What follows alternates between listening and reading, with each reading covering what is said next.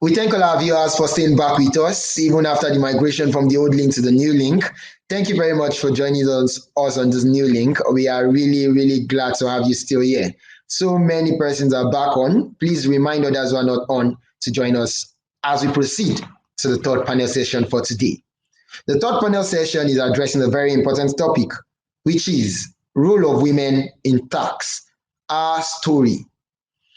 This session includes panelists such as Nana Ama Sarfo, Luckystar Miyandazi, Abimbola Abdur-rahman Lekki, Professor Paula Dourado, as well as Temitayo Akinosi.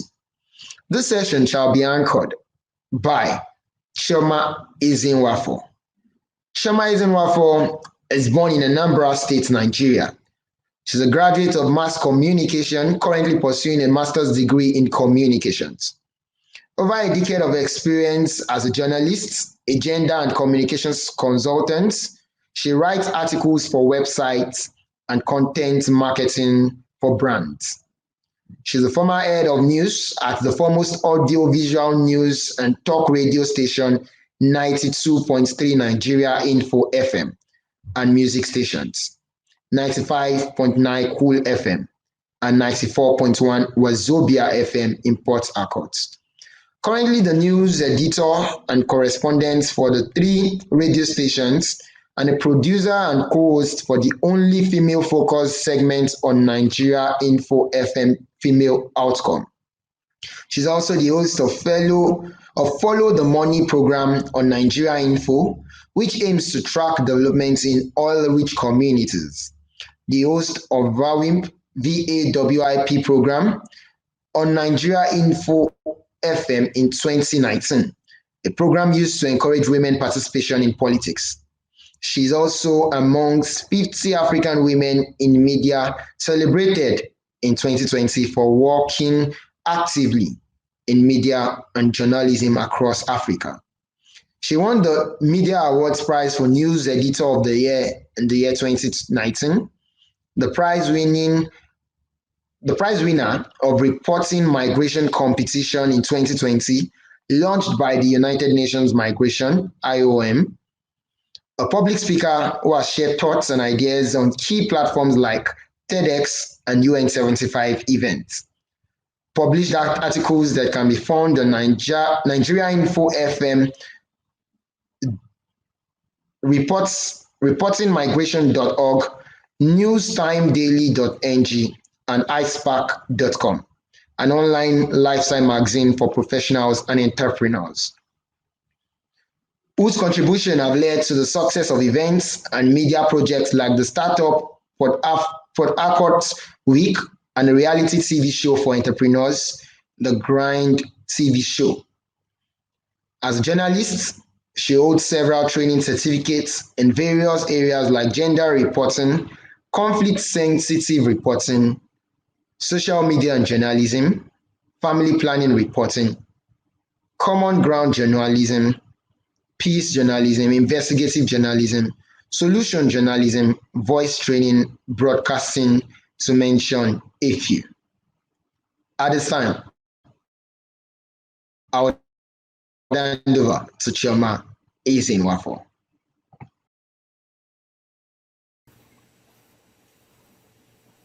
Thank you, Timmy.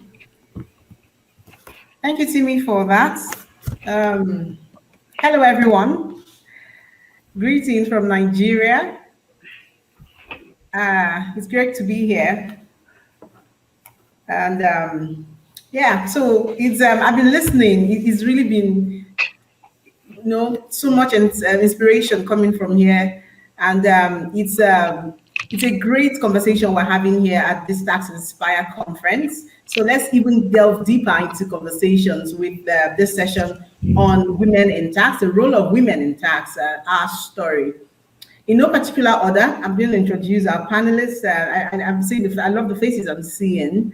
So in no particular order, I'll begin with Paula Dourado. She is a full professor at the University of Lisbon and has been visiting professor at other European, American, and African universities and at MOF Training Institute in Taiwan. She is editor-in-chief of Intertax and member of editorial boards and scientific committees of several European tax journals.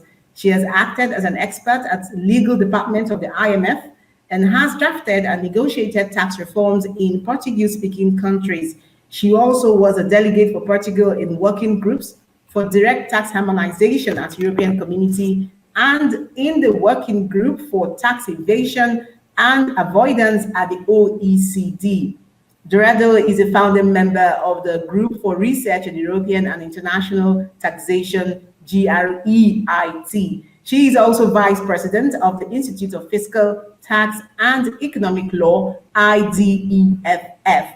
She's also a member of the European Association of Tax Law Professors, Executive Board 2013 to 2017, and Academic Committee 2018 to 2020, and of course 2006 to 2012.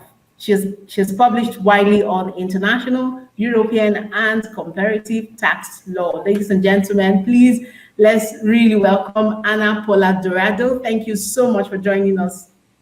It's good to have you here. And of course, I have Temitayo Akinosi as well. Hello. Yeah, she is a tax professional with over 10 years experience. She's currently the tax planning and management manager in Nine Mobile, one of the foremost telcos in Nigeria here. Prior to this, she was a senior tax advisor in KPMG, where she led various tax and regulatory engagements in the oil and gas unit of the tax, regulatory and people services TRPS division. Temitayo has great insight and experience on tax matters bordering on individuals, enterprises, companies in the Nigerian tax space, and continues to provide professional guide in this regard in the course of her career. She has also interest in accounting administration, as this was her initial flair before the tax world beckoned on her.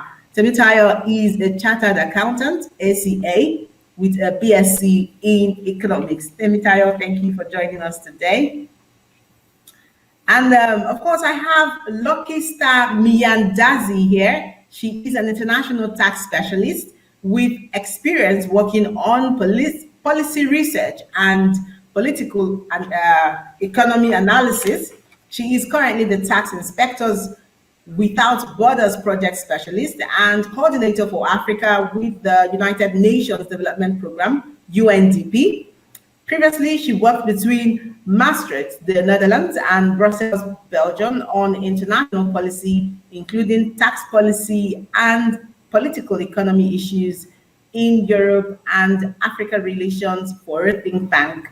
She also has worked as team lead in coordinating and managing Pan-African campaigns and advocacy activities across more than 20 African countries on tax justice issues at Action Aid International and Tax Justice Network Africa. Luckystar has completed a master's degree in taxation from the University of Oxford, United Kingdom, where she was a field court tax chamber scholar at the Oxford Law Faculty. She holds a master's degree as well from the Università Cattolica del Sacro Cuore Asseri in Milan, Italy. In 2012, she was listed as one of Tax Corp's 35 leaders of the future in taxation excellence in recognition of her work as a promising young tax policy expert who passionately contributes to the advancement of taxation and tax justice. Outside her work, her interests include traveling, singing, and dancing. Welcome, Luckystar. Good to have you here.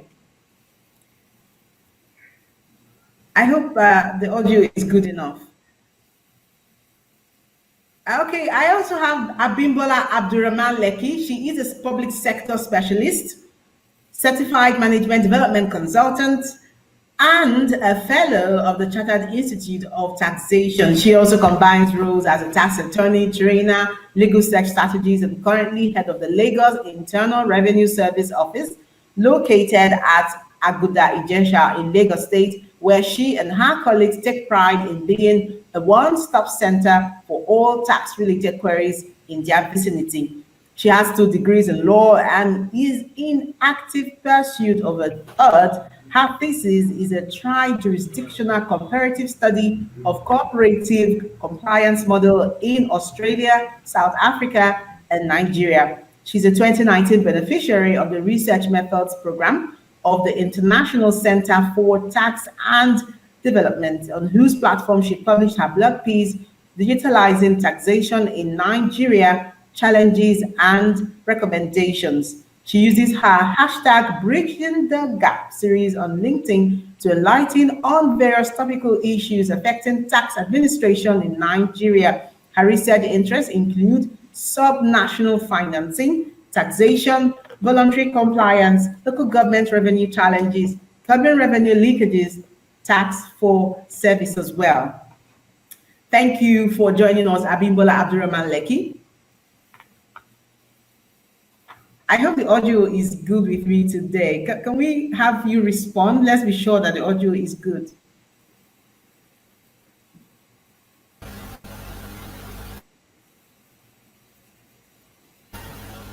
It's clear here. Oh, okay. It's good. All right, good. All right, I also have Nana Amasafo. She is a contributing editor for Tax Notes International and a tax contributor for Forbes. She writes about breaking international tax news, including European tax developments, digital economy, base erosion and shifting, and base erosion and profit shifting, tax transparency, taxation in the developing world, and practitioner reactions to OECD guidance. Previously, she was a managing editor for Thomas Reuters in New York and a senior tax reporter for Law 360, where she authored over 1,800 articles and was a founding writer for the Tax Newswire. Ama holds a law degree from Columbia Law School. Thank you so much for joining us.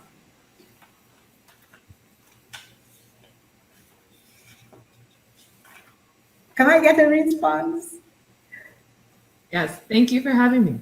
Yeah, thank you. And so, yeah, we're going to talk about gender issues generally. We would also look into statistics of women tax leaders, salary differences, and job progression, preferential tax specialization for women, and of course, the future of women in tax. I'm going to start with you, our full professor in the house.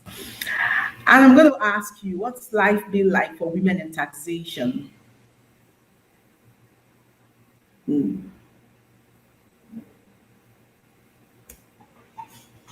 Hello, everyone.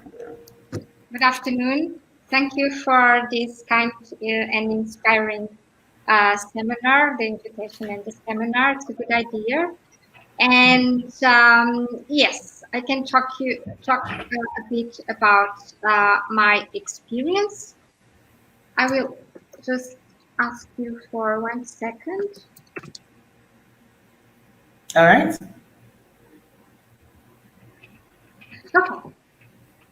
So I think that some years or even more, some decades ago, tax used to be a field for men, but that is not so much different from other professional areas, I would say, and I think we could all agree on that. To reach tax positions is always, and it is still harder for women. It normally takes longer. However, in Europe, the international and European tax community works closely together in several networks that meet very often in different fora. That is the case for the European Association of Tax Law Professors.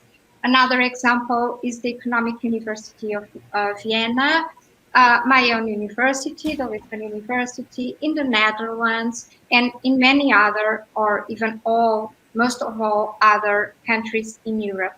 So publication in journals such as Intertax or the British Tax Review. We have the editor-in-chief of the British Tax Review among us. So Professor Freedman is also a testimony for this. So these international journals also allow to build up the tax community.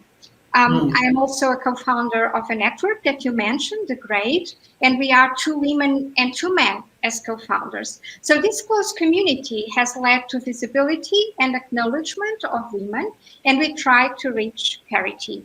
Professor Judith Freedman has had a very relevant role in the UK. She has launched with other colleagues Women in Tax, and this has granted big visibility to all of us. So we have also been rewarded by her movement. All right, thank you very much, Prof. And so, Nana, what do you think? What's been your experience so far being within this tax space? Well, my experience, I would say, has been a bit different from that of a more traditional practitioner. So after I graduated from law school, I decided to move into legal publishing, legal journalism, and I kind of fell into tax unexpectedly. My company decided, my first company, Law 360, decided that it wanted to create a tax vertical, and I was asked to help found that. So when I started writing in tax, approaching the field as a journalist, I found that a lot of the voices that I was speaking to, a lot of the leading practitioners did tend to be men. Oftentimes when I would contact firms for comment, the individuals that they would direct me to often tended to be men. But I would say over the past few years, that has definitely changed. I have seen, I would say, higher visibility of women in the tax space. And that's been really heartening for me to see as a lawyer and also as a journalist. And I would also say that I've seen a lot of collaboration amongst women. Many times, many of the people who do reach out to me, who do give me information for pieces or feedback on articles, they do tend to be women. So I have noticed that there is a very robust and strong female community within the tax world. And so that is definitely very inspiring to see and also be a part of. All right. Yes, Professor Judith, thank you so much for joining this session. And we are glad you're here, actually. And so I'm going to ask you now what you think about the women within the tax space. You said a lot already during your session, but I'm asking, are women conditioned to any role in tax? You're muted. Are you saying, are they conditioned? Sorry. Yes. Yeah. Yes, I was asking, are women conditioned to any role within the tax space? I don't think so. I think women are as various as men, and women all do. I have met many women in the tax space, and they have many different views, and that's as it should be. So I think it would be wrong for us to assume that all women are all going to work on women and tax, for example. We have a wide range of interests, but I am also really inspired, as Nana said, to see how women are and Anna said, to see how women are working together to network and to increase their visibility and to make an impact. So I think that's really encouraging, especially the younger women coming through. All right, thank you for that. And Luckystar, I'm going to ask you maybe something more personal this time.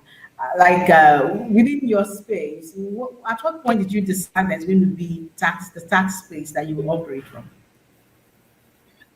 Thank you, Chioma, and thank you to organizers and fellow excellent women for joining. I think I decided I sort of also fell into the domain of tax like Nana. In terms of my background, it's very different. It came from international relations and diplomacy. It went into criminal law and then eventually into tax. But I moved back to my home country, Kenya, and then I started working for Tax Justice Network Africa. And the idea was actually to work there for a short period. But the work that that they were doing was very much related to fair taxation, campaigning, advocacy with governments around Africa to make sure that multinationals pay their fair share of taxes in the countries that they operate in, and especially in African countries. So this ignited sort of my passion, which is I've always been a campaigner. So I wanted to work in this domain, and then that sort of followed from there. And so I created this expertise, this niche expertise in both tax policy and in the technical aspect of tax. And then eventually, as Judith mentioned in the previous session, is that I wanted to actually have this educational backing, and there were not a lot of women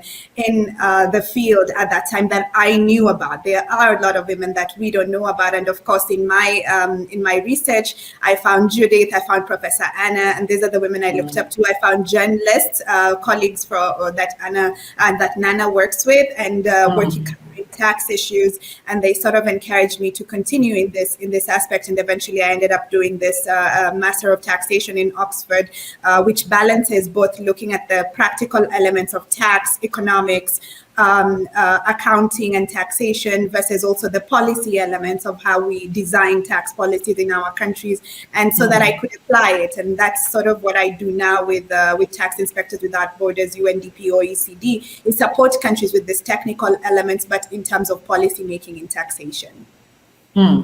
Interesting. All right, Temitayo, I of course, as a tax professional, what areas in tax practice would you say women should tilt towards? Muted. Okay. Thank you very much, Chioma. Thank you, everyone, the organizers, and my co-panelists. Okay, so looking at tax space broadly, from my experience, most times the corporate tax world, seems to have a lot of attention, which is the formal space, the formal sector, the companies, enterprise, individuals. But when you come to the informal sector, you hardly see anyone, talk about it, with understanding and all of that. So if I were to advise, people that are coming into the tax space, I would say they should take a look at the informal sector, because I believe there'll be a lot of opportunities there. Because first, you need to educate the people in the informal sector. Based on what I've read so far, my research and all, it's very, very obvious that the informal sector, there's this understanding gap, this knowledge gap in there. So anybody coming into the tax space, I would advise, that you delve into the informal sector, because a lot of opportunities are there. A lot of, how will I put it? Apart from the opportunities, a lot of knowledge to draw from, and even advise the government, on how to move forward from there. Because I believe a lot of revenue can actually be generated from the informal space. But right now, attention, focus, and all of it is on the formal space, the corporate organization, the corporate world, and all of that. And like the corporate world is already saturated, and a lot of burden is on it. So like you hear some companies saying, we are compliant enough. Why are you still coming to auditors? Why are you still coming to, request for more taxes from us, when there are people out there on the streets making this money and nobody's even looking at them? And I can tell you, they make more money than we in the corporate world. So yes, I would advise anyone coming into the tax space now to focus on the informal sector. I mean, a lot of things, can be gotten from there. Thank you. Okay, now, am I missing out anyone? I just want to be sure. Okay, Abimbola, are you here?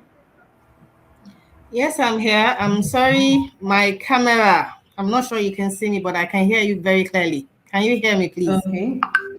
Can you hear me clearly now? Yes, I can hear you. I can hear you. Can you hear me?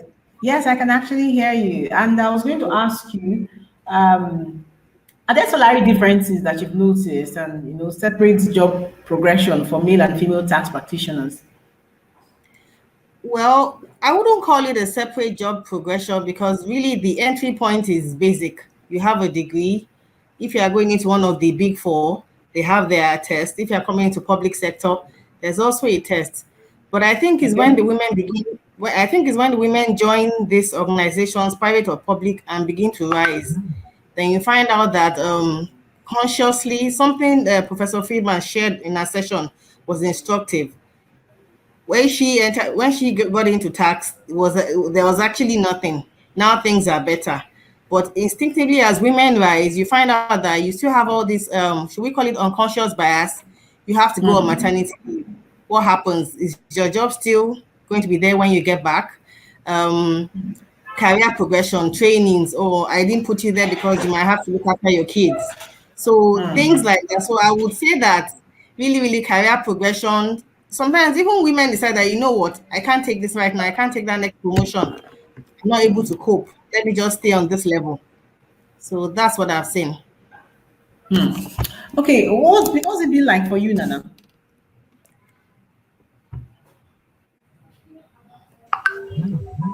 Hi, just so I understand correctly, the question is relates to my experience in terms of seeing women's progression within tax. Yeah, salary differences, separate job progression. What have you observed around within your own space? You know, that's a really good question. I think in the legal journalism space, I really haven't seen any sort of disparate treatment between men and women, to be quite honest. I mean, at my company, some of our most celebrated and venerated writers are women. And I think that there's been a lot of opportunity for women to establish themselves as thought leaders, to establish themselves as editors, to establish themselves as top editors. I mean, within my company, many of the leaders of our magazines are women. So that's been heartening to hear. But I would say that, or to see, but I would say that the experience that I have personally witnessed within the tax journalism space is different from the experience of a practitioner. And one of my colleagues actually wrote a really well-regarded piece about this. I want to say about 2 years ago. And the piece focused on why women are leaving tax practice and what can be done about that. And I mean, that piece highlighted the fact that, at least in the US, within law school, I mean, there's gender parity when it comes to incoming law school classes. But then when you look at tax practice, especially within the upper echelons, partner level, director level, you don't see as many women within the field. And then, of course, there's the fact that there are salary imbalances. So there is that aspect. But I would say within the legal journalism world, I think that I've seen a lot of equality personally. All right, Professor Anna Dourado, you wanted to say something on this?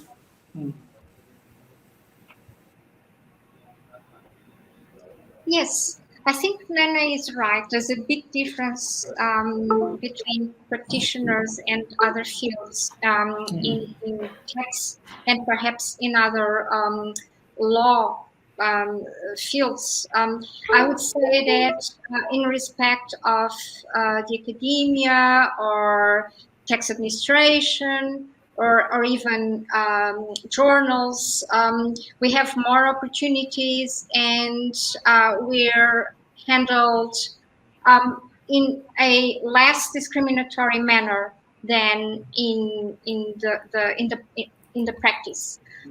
So of course, this doesn't mean that we have reached parity. It's also difficult within academia to reach the top, it seems, and I would say this is common to all professions. It seems that it's harder for us. It takes longer for us to reach top positions, but it's getting better. So I think the message is that we need networks. We do need networks. Do we have enough of it yet? I beg your pardon? Do we have networks available yet that women within the space can explore? Yeah, we're having more and more networks. And I think that in international and European tax law, we're really very lucky to quite easily build up these networks, maybe because of the existence of international institutions and international associations. And it's very easy, of course, now with the web means we have to build up these networks. So I'm really optimistic. I think we are having an international tax community. More and more. Interesting. All right. Okay, I'm going to come to you now, Professor Judith. I know that countries differ when it comes to taxation and how tax and taxation administration. What have you observed when it comes to countries whose policies encourage women to get into the tax space? I think tax administration is quite a popular career for women, certainly in the UK, but they do, again, they have all the same unconscious biases in every other place. So formally, there's no bias against women. But in fact, if you take time out to have children, there is a built-in bias against you because you lose time, and if you also just find that at meetings sometimes women are just judged by their appearance. So despite the fact that we have said there's a lot less discrimination than there was, you still get the situation where if you're in a meeting as a woman and you make comments, people say, oh, she's always speaking. Whereas if you're a man, they will say, oh, he really is very insightful. I have definitely been in meetings where I have had to persuade one of the favorable, helpful men of my view, and then he has made the point, and then that's the point that gets carried. So you have to use devices sometimes if you're a woman to get your point through. And I think that still happens even when in formal terms we are sitting on our committees or whatever in an equal capacity. So there are still men who will judge us, and even other women. I think you have to actually be aware that other women can be the worst judges of women. And there will be occasions when we have to really fight to be heard and to be taken seriously. And the answer to that is to have lots of women on the committees. So it's not enough to have one woman on every committee. It's not even enough to have two. We should be 50% on every committee. And then you start making progress. All right, thank you, Professor. And Luckystar, what do you think can be done to encourage more women to get interested in building a career around taxation? Maybe just to also jump into the points that Judith was pointing out, and I come from a different perspective because I do work in a more African setting, and I want to say that at the beginning I agree with both Nana and Professor Anna that the policy space, especially for example when you're working within civil society, in journalism or in other sectors, it's quite easy. You have a lot of women. But now to tie on to what Professor Judith was saying is that it's so hard for you to be taken seriously, because now I work in the policy space where we advise national tax administrations, and we also work with ministries of finance, which in Africa and in most African countries tends to be older generation kind of seasoned men. And so for you to come in as a young lady, telling them about policies, telling them about tax audits, telling them about transfer pricing, these are very, they're disconnected. So it's easy for you to get dismissed, but you have to also balance with what kind of expertise you're offering.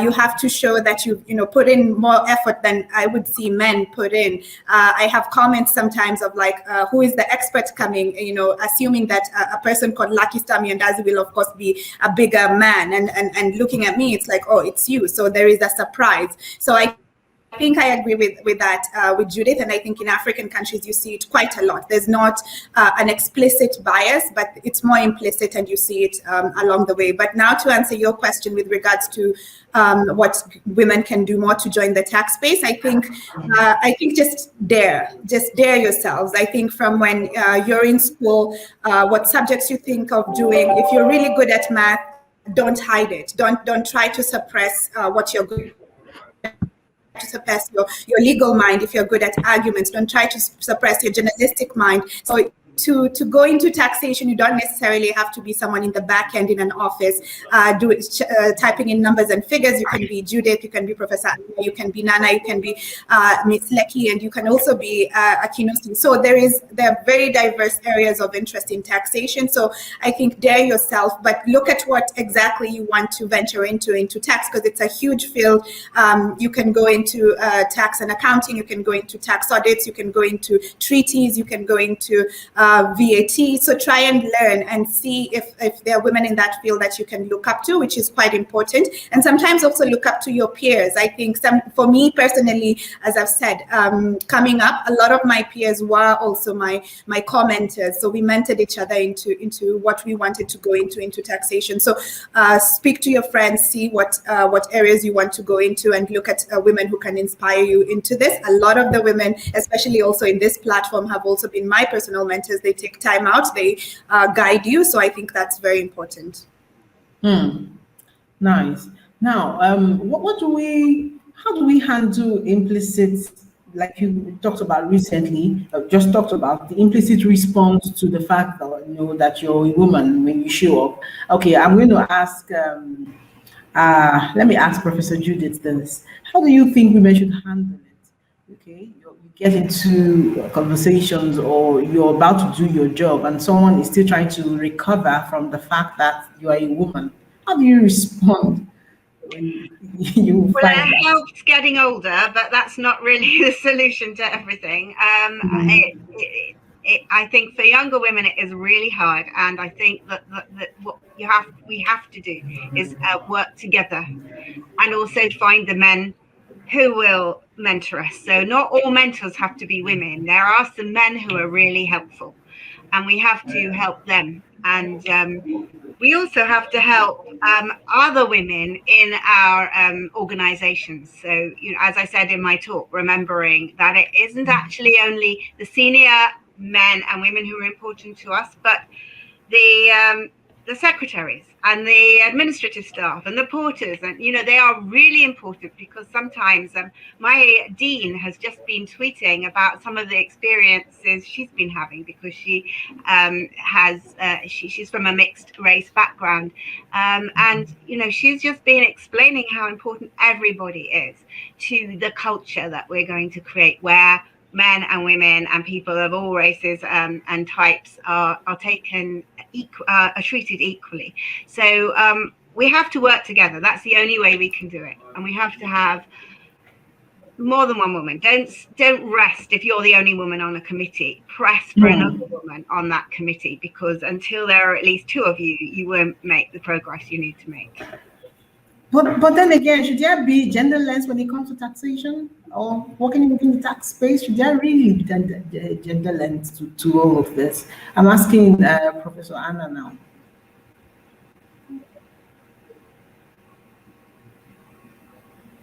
So you mean about tax measures, right? Yeah. I'm not so sure. This deserves to be researched, but in principle, compensatory measures are better handled by the expense side. So it's more transparent, and in general, they work better. They work out better. The results are better. So I'm not against having some research on the topic, whether, for example, single mothers or big families could have more tax attention in terms of allowances or different types of measures. But in general, what these differentiations have showed us is that the output, the result is not that good.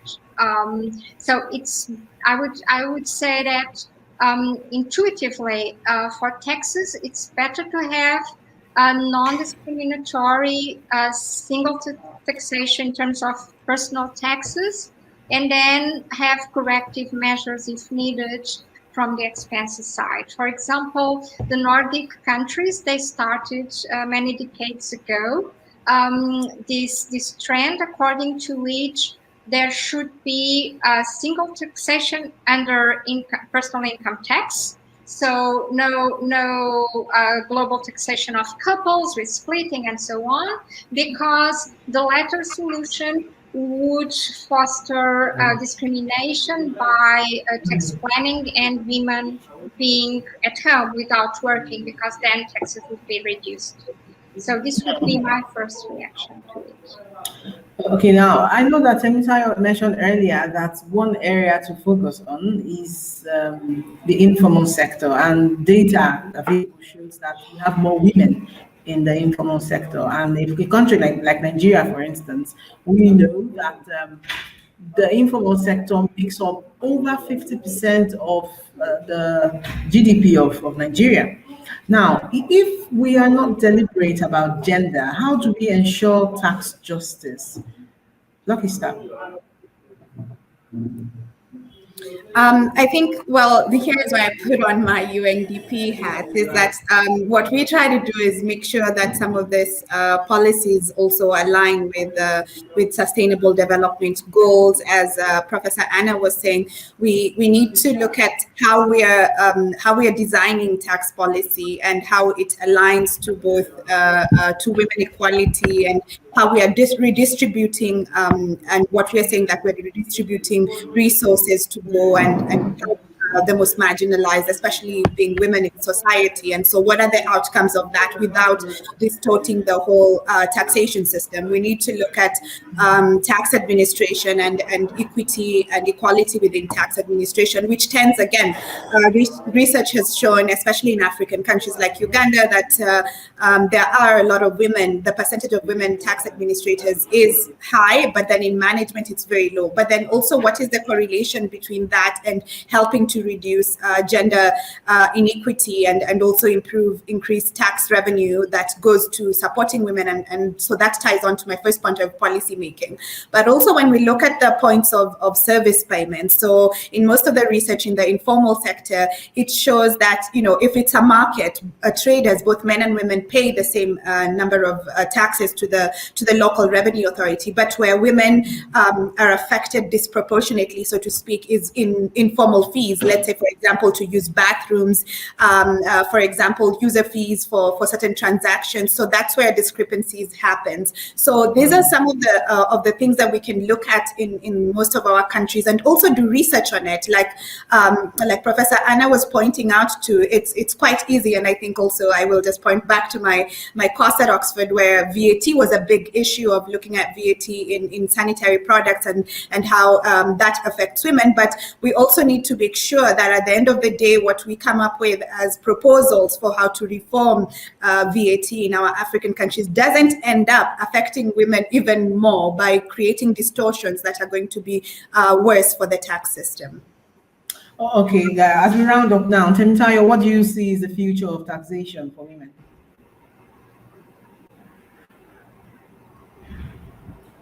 Okay, so what I see is the future of taxation is as soon as the knowledge gap is filled, then there will be a whole lot of opportunities, especially for the women, the women gender. Because, for instance, coming from my own background in Nigeria here, I've met when I go for tax audits, reconciliation meeting, I'm always meeting and interacting with women. At the point I was thinking, how come the tax space here is filled up, with women? Although I've seen some guys too, but for the most part, the guys always come from maybe they are consultants and they have their own friends. But if you talk of, in the revenue authority, the revenue offices, a lot of women are there. Even in my former place of work, KPMG, we had a lot of ladies in the tax units. So the future of tax I would say, is actually female. If we take on, if we actually, give it all it takes, because, the Holy Book says something about study to show thyself approved. So the moment this is your interest, you have an interest in it, maybe coming from the finance space, coming from the audit space, like Luckystar said, audit space, or is it personal income tax? Once you've already been able to identify, as a lady, if you've been able to identify, where the knowledge gap is and where you think you can fit in, your interest and all that, I believe the world for taxation is female. We would actually take over, have our connections, and really roll it. Sounds interesting. Now, if the future is female, Professor Judith, what should women now be doing to prepare for this future? It's the last question, actually. I think this is really very positive. I'm delighted that the future is female. That bodes very well for tax. And I think that women should just, as I said, work together, educate themselves as much as possible, take up every opportunity to learn, and not see their role too narrowly, but just get involved as much as they can, and make the men help them. Do you want to add to that, Professor Anna? Yes, sure. I fully agree with what has been said. We are all optimistic, but I think it's still a long way to go, as it has been illustrated here by the interventions. All right. Thank you very much, ladies. I think it's been one inspiring session for me, especially, who's been tracking gender and female-related issues here in Nigeria, especially.